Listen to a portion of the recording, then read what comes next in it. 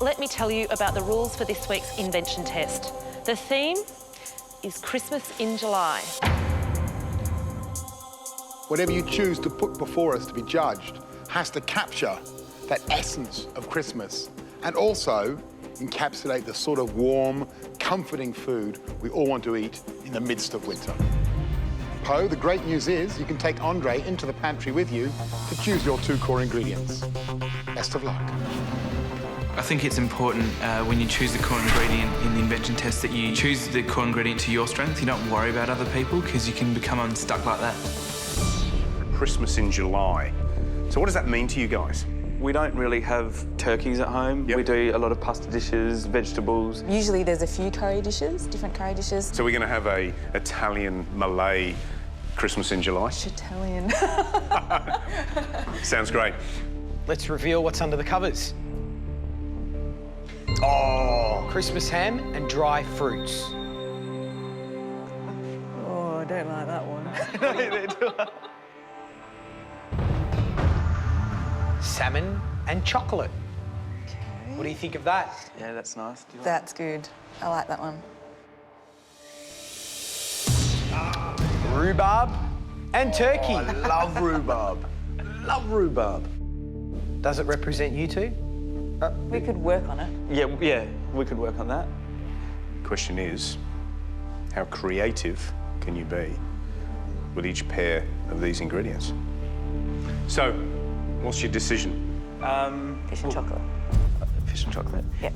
I think point of difference, we could do some really interesting things with the fish and the chocolate. Let's not forget, you've got an hour and a half to produce 2 courses. Bring us something that sings ho-ho. You've got to give us a gorgeous Christmas theme. Christmas in July. You have an hour and a half, and your time starts now.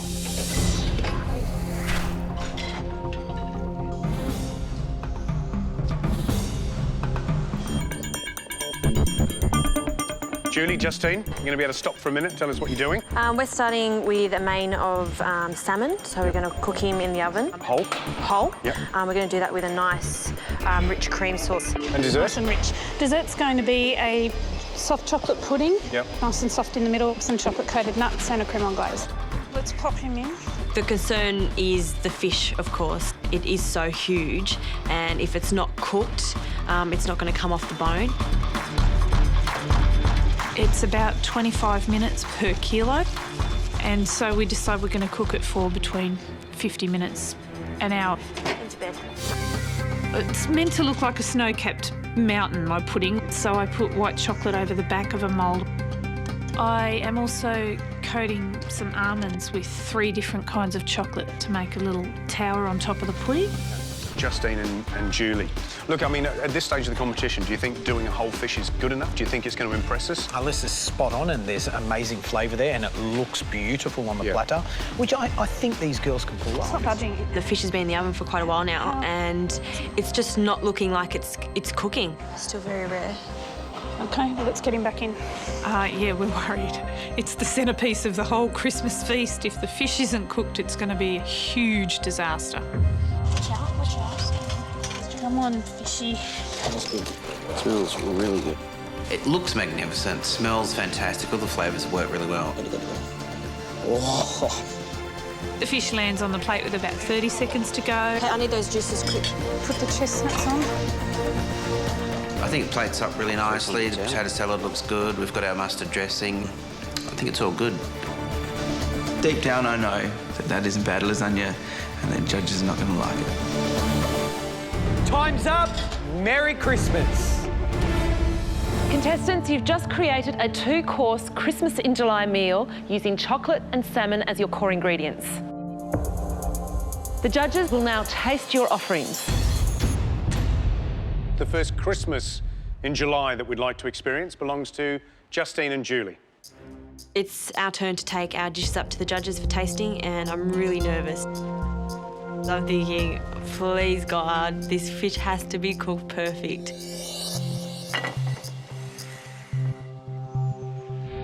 It's a whole baked salmon with braised fennel and chestnuts and a tarragon cream sauce. and a warm chocolate cake with creme anglaise and chocolate-coated almonds. OK, we'll try the salmon first. Yeah. It looks beautiful. It's nice and juicy. Down to, ooh, looks very juicy, actually. And what should happen is it should just push off the bone, which it does.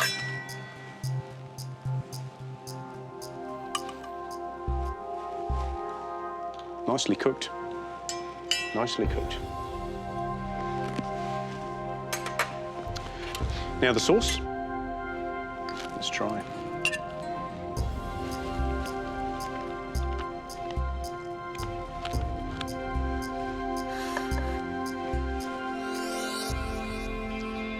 That salmon's really beautifully cooked. It's, you know, you're pleased, aren't you? Yeah. Now I've taken that first fillet off. The top fillet, you can see it's beautifully pink all the way through. It's rested. It's exactly how you want a piece of salmon cooked. The sauce is nice and creamy. Fennel's lovely and sweet. So good job, nice flavours, and I'll be happy to eat that. Thanks, Harry.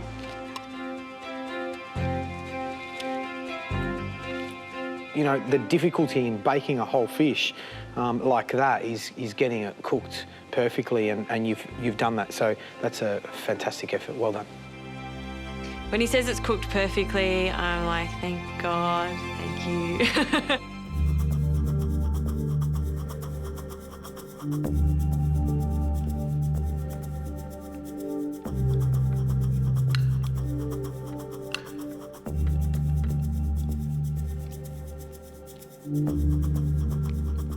Like cake, not too dominant with a strong chocolate flavour. But for me, not really Christmas. Where's the eggnog flavour in the custard? Where's that little spoonful of whiskey or brandy that flambés over the top of the pudding when you serve it? The cake by itself is just a chocolate cake, and Christmas is more than just a chocolate cake. Okay, you need to bring us a dessert with some sort of Christmas in flavour or story about Christmas that means something to you. Yep. You've got 60 minutes, and your time starts now. I look over at that pantry and think I have to theme something around what I had for Christmas this year. I was looking at the spices and the dried fruits, and I thought, well, I don't really have time to make a pudding, so I thought of ice cream pudding. It's a very Australian way to celebrate Christmas. You don't really want a hot dessert at Christmas. You want something nice and cold. Sugar, sugar, sugar. Lachlan, you've already taken 2 minutes. Thanks, Shannon, that helps. Pleasure.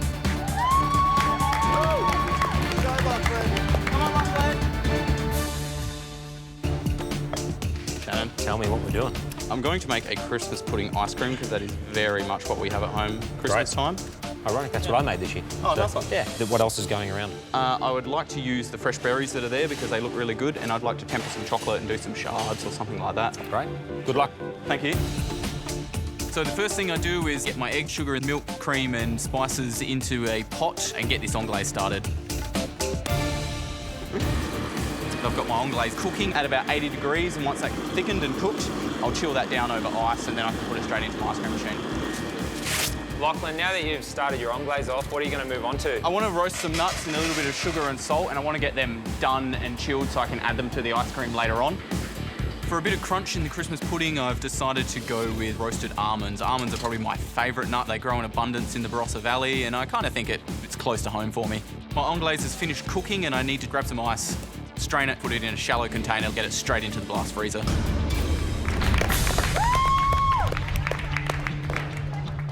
My anglaise is successfully chilled. Yum, looks good. Yum! So I need to chop the roasted almonds and add them to the ice cream to give it that nice texture.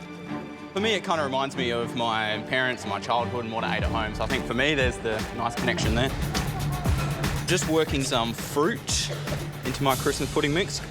Christmas pudding flavoured ice cream, really what I'm looking to do is extract the core flavours out of what a Christmas pudding is, so dried fruit, cinnamon, spices, drop them into an ice cream, churn away, and we're good. Without a doubt, the most important part of my dish today is the ice cream, and if that doesn't set in time, I basically don't have a dish. Lachlan, Harry, 30 minutes to go. 30 minutes. Go, Harry! The ice cream is now in the churner. Up next, I move straight onto my tempered chocolate. Okay, so I'm going to temper some chocolate, lay it out on the bench, and then do like a sort of shard, I guess. Tempering chocolate is not easy. I need to get the temperatures right. With not a lot of time up my sleeve, I kind of feel like I'm throwing the rulebook out the window. I really need to bring my chocolate temperature down, but at the same time, I need to work the chocolate around. To do so in a hot kitchen, I need to go over to the fridge and kind of do the cheats method where I hold the fridge door open and just stir it to get a bit of cool air on there. It's so cool watching Lachlan tempering chocolate. He's got this cheat for making it cool down really quickly, and I've had trouble tempering chocolate before, so I'm definitely going to use that next time. Yum! I tip the chocolate onto the bench. I'm really happy with the shine and the texture of the chocolate. Now I just need to cool it down and work it like a tradesman would.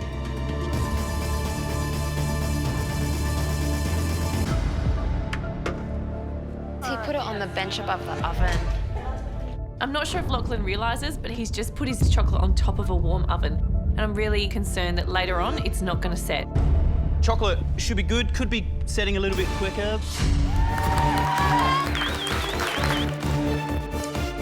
How's it taste? Yeah, it tastes good. What I'm a little bit worried about is adding the brandy because of the blast freezer and slow ice cream machine. But I want the brandy in there from a flavour point of view. Making an ice cream that tastes like Christmas pudding, I want the flavour of brandy in there. But if I add too much brandy or if I add it at the wrong time, it can really jeopardise how the ice cream's going to set. Alcohol obviously doesn't freeze, and I don't want an ice cream to be a sloppy mess. But it does make me a little bit nervous because it will slow down the setting. But I am going to add just a little lick of raw brandy in there. I would love to put a whole lot of brandy in there and boost that flavour, but I'm gonna have to just go with a little bit and just hope for the best. I would love to run it a little bit longer, but time is slipping away. I'm really feeling the pinch. I need to get this ice cream out into those moulds, spread off nice and thin so it'll sit flat on the plate and into the blast freezer.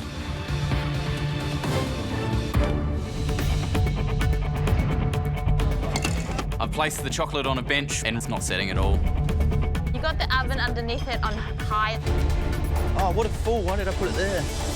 Realising that I put it on a bench that has a 180-degree oven underneath. Oh, Chef 101.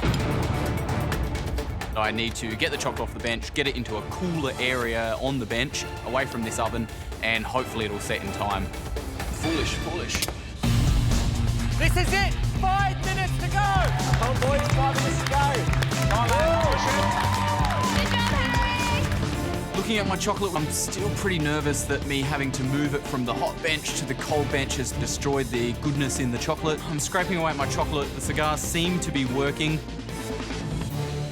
I head back over to the blast freezer. It's crunch time for the ice cream. This is my entire dessert. If the ice cream doesn't work, I'm really sitting with a little bit of tempered chocolate and some berries, which I don't think is going to get me over the line. All set, Lachlan? I start to peel one away from the mould. All okay? It's absolutely perfect.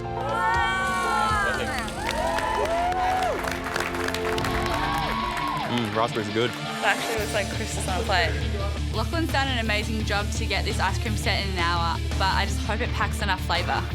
So guys, I've just warmed some almonds here. I want to sort of shave them and make them a little bit like, I guess snowflakes. There's 10 seconds to go! 9, 8, 7, 6, 5, 4, 3, 2, 1.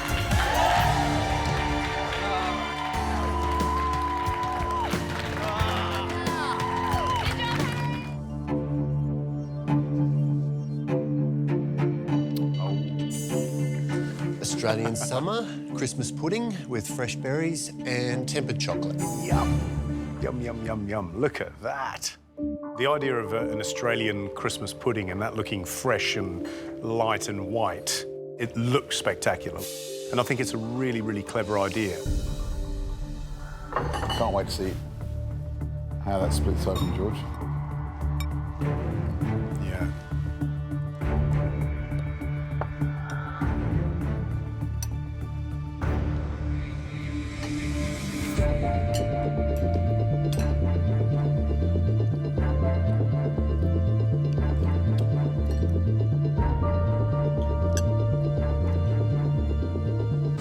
So, what do you reckon on that? I think it's a fun idea, putting a snowball on the table. And I love those toasted nuts. They bring a really good crunch to that hard-set parfait. Well, for me, it's just that little reminder of Christmas. So it's light, it's summery, but there's that little reminder that you're at home and that smell of spice and fruit. I think it's subtle, I think it's sophisticated. I love the idea of that little sort of nut snow that's on the top of the dessert. And those shards of chocolate, delicious. The only thing it's missing is brandy. I think it needs some booze in it. I actually thought, you know, it's just a teeny bit too non-committal and elegant and not kind of like, oh, come on, let's let it all hang out, let's put in a bit more fruit, let's put a bit more booze in. The cherry jam Leamington. What we're asking you to do is recreate one of the elements, the coconut shavings, using liquid nitrogen in your own dish. At your bench, you're going to get all the ingredients and a recipe to recreate the coconut shavings. It's the invention test today, not pressure test.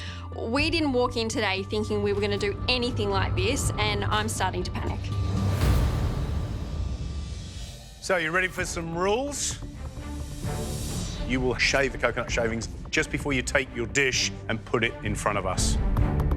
You're going to have 90 minutes to bring us an inventive dish that features Peter Gilmore's coconut shavings made using liquid nitrogen. You have an open pantry, access to the garden, and we'll be judging you on inventiveness and on the execution of the technique to make those shavings. Top 3, chance to compete for immunity pin. Bottom 3, pressure test. One of you goes home. Everybody clear? Everybody ready? Yes. Good luck, everyone. Your time starts now. Good luck.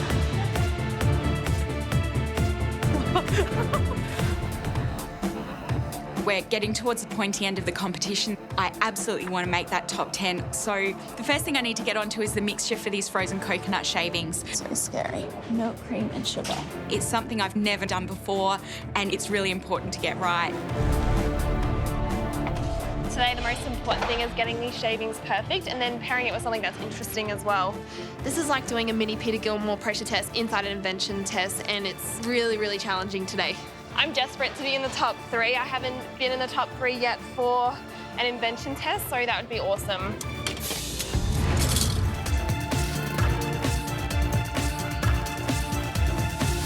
I have a very strong memory of Peter Gilmore's cherry jam Leamington. So I'm doing a dish with cherry, chocolate and coconut. I know they all work together and I know that they're delicious. Hi. So you're bashing out the parfait? Yep. Is that nearly done? It is nearly done. Right. I just need to cool it and then chill it. OK, have you tasted it? No, I haven't tasted it. Right, OK, because that'll tell you whether or not the idea that you're just about to kind of That is deploy. bloody lovely. Yeah? Is it going to work with your flavours that you've chosen? It sure and is. what are they? A baked chocolate ganache, cherry sorbet, cherry's done a couple of different ways, coconut biscuit and the coconut shavings. And where's the inventive bit?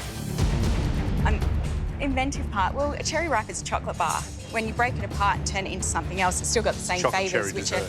are... Yeah. No? No good? I don't want to be comparing it with Peter Gilmore's Leamington. Yeah. So I'm worried about this dish right now. Yeah. Thinking cap on, I reckon. Come on. This is not going to go well. I really need to start thinking and come up with something new. I don't want to end up in that bottom 3 today. Right, I'm going to have a look at the pantry. Run back to the pantry. I've tasted the coconut mixture. I'm trying to remember that flavour and I'm trying to figure out what's going to go well with coconut. Lemon. I see the nectarines, I see some rosemary, and instantly I think nectarines, rosemary and lemon, they're going to go beautifully with coconut. Yeah, got it. I'm just going to have to completely ignore the fact that this cook was 90 minutes. For me, this is a 60-minute cook, and I need to put up a dish that keeps me out of that bottom 3. I'm now going to be doing a lemon and rosemary ice cream, a bit of a coconut macaroon and some grilled nectarines. And I'm really hoping that that combination of flavours is inventive enough. Haven't seen the kitchen this messy for a long time. What's going on? 15 minutes to go.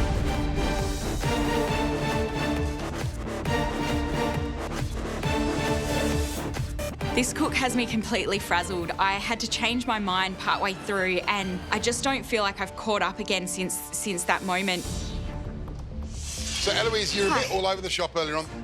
Where are you now? I have completely changed my mind on my dish. So we nectarines grilled and lemon and rosemary ice cream, a lemon and rosemary syrup, and I'm going to do a coconut biscuit as well. Right, have you done the biscuit? I haven't done the biscuit yet.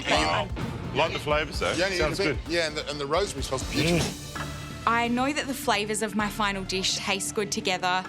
I'm just really worried about all that time I wasted at the beginning of the cook. I'm just doing my twill biscuit thingy here.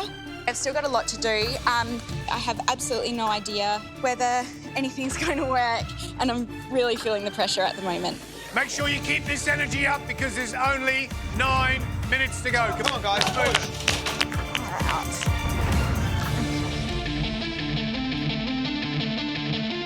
Final touches, 1 minute to go.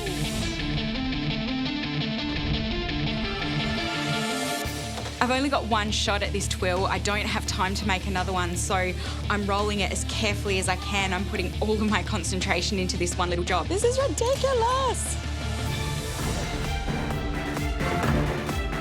You know what it is, guys?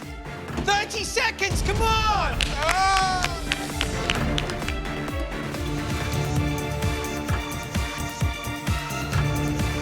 I'm sure you're hoping it's not, but there is only 10 seconds to go. 9, 8, 7, 6, 5, 4, 3, 2, 1. That's it. Time's up. I think that's just going to have to do. Oh my gosh. Dreadfully. That was really hard. Far out. That was a doozy. Eloise. I've changed my dish completely. So this is essentially going to come down to my flavour combination of lemon, coconut and rosemary. Just hope I've made the right call. Eloise, what's the dish? I've made nectarines with lemon, rosemary and coconut.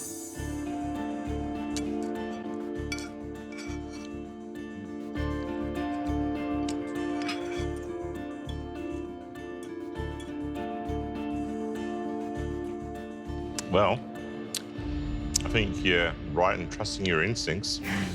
Rosemary and coconut with lemon and with the grilled nectarines. My God, it works. Well done. I think you've smashed it. I think you've smashed the chance, you've smashed the deliciousness, and you've smashed the creativity. You're proud of yourself, and you should be. Thank you. Yeah. Thanks Yeah. so much. Thank you. Darling, good on you. Well done. You did it.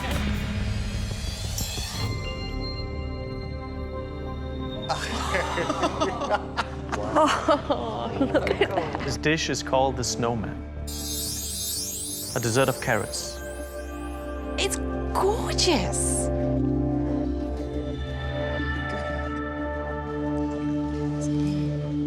Frosty. His body is made up of 3 completely different parts, and there's a spraying of some description on there. I know this little snowman is going to have a lot of technique in him. Your 3 hours starts now.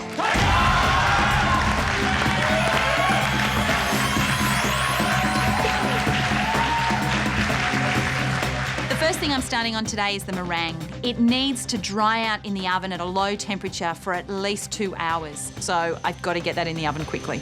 Huge amount of pressure today, but it's actually kind of fun pressure. I love cooking desserts, and I've got a recipe from the top chef in the world, so you know things are looking pretty good, no matter what happens from here on in. I preheat my oven to 70 degrees for my meringue base, which is going to be part of my snowman and the base level. I add caster sugar, the white balsamic vinegar, and some icing sugar, and actually make a really firm meringue. Looks great, Kate. Thank you. Kate. Maltose. I am so thankful there are people on the balcony watching over me, because otherwise I would end up with meringue without the maltodextrin coating. Whoa.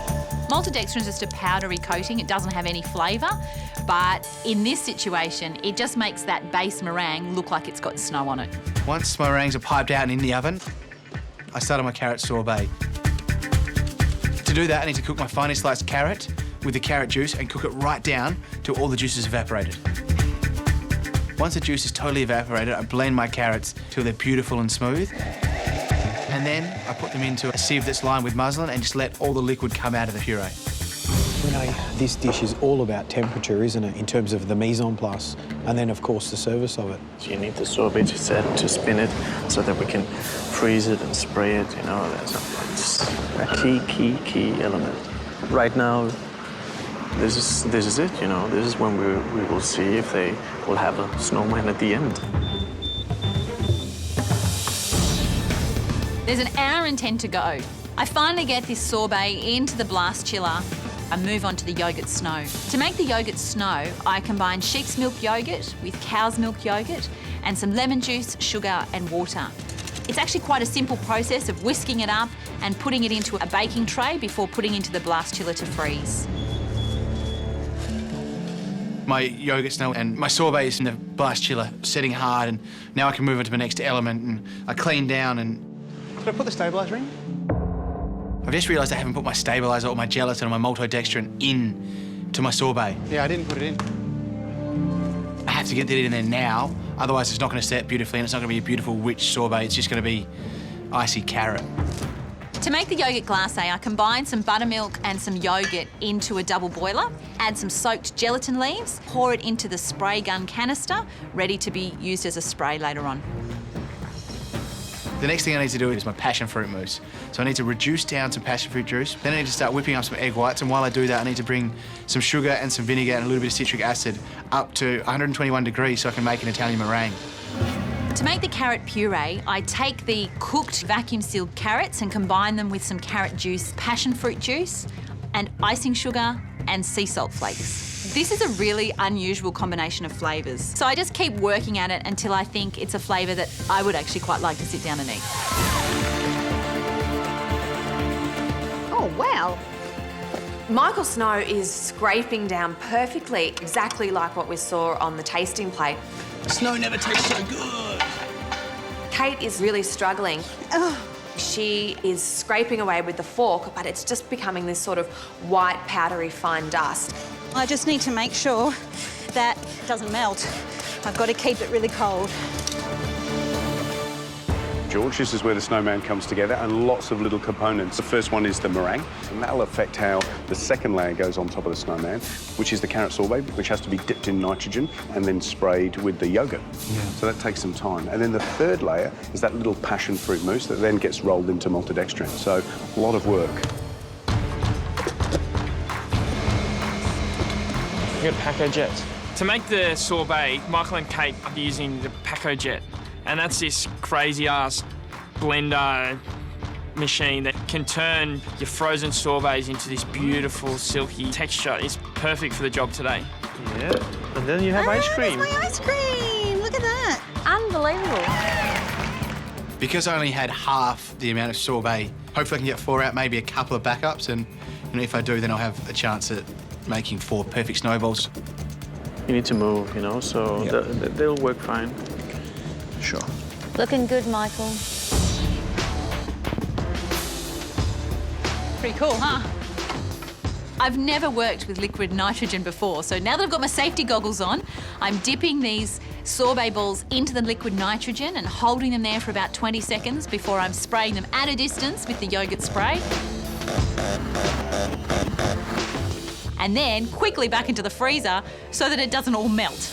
I've got all my elements ready to go. I'm all prepped up.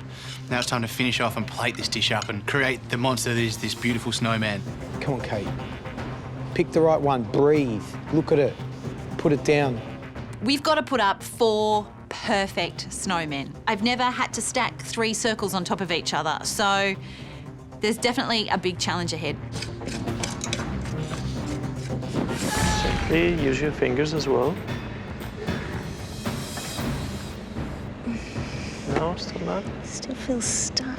I know that these sorbet balls need to temper before you can lift them off the stick. When Rene does it in his restaurant, he's got hours to get them off. But here, we've got just minutes, so it's just a matter of using a fork, and if there's a little bit of give, it'll come off. It's a little bit cracked, so I'm just gonna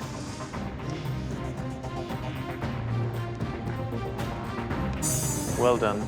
I carefully place one of my sorbet balls on top of the meringue. It basically has to balance there. I make it as stable as I possibly can. I can take all of my snowballs off perfectly, there's no cracks, and they're on the meringues and they're sitting there. Now it's time to get onto my mousse. You have 2 minutes to go.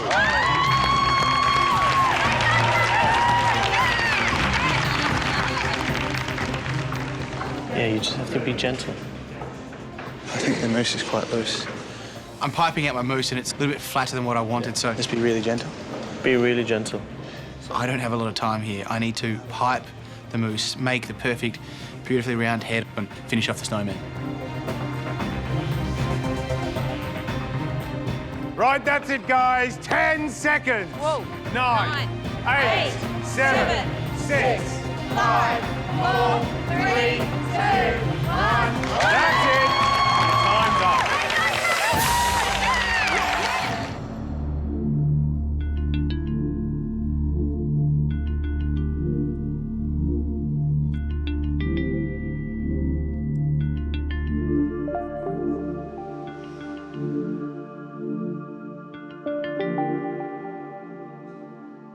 So, Kate, are you happy with what you've just put in front of us?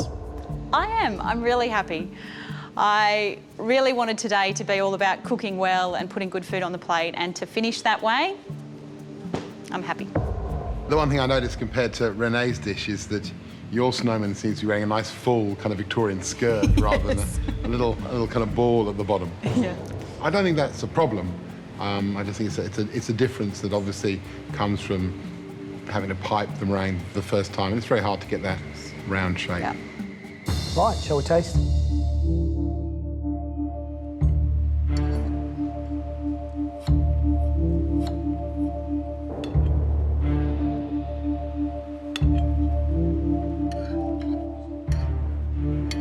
It's impossible to read the judges' faces. I hate the waiting. They chew and they deliberate in their own minds. Is it good? Is it bad? I don't know. And I just want to know now. I don't want to have to wait. And it's like the judges just enjoy this moment of torture.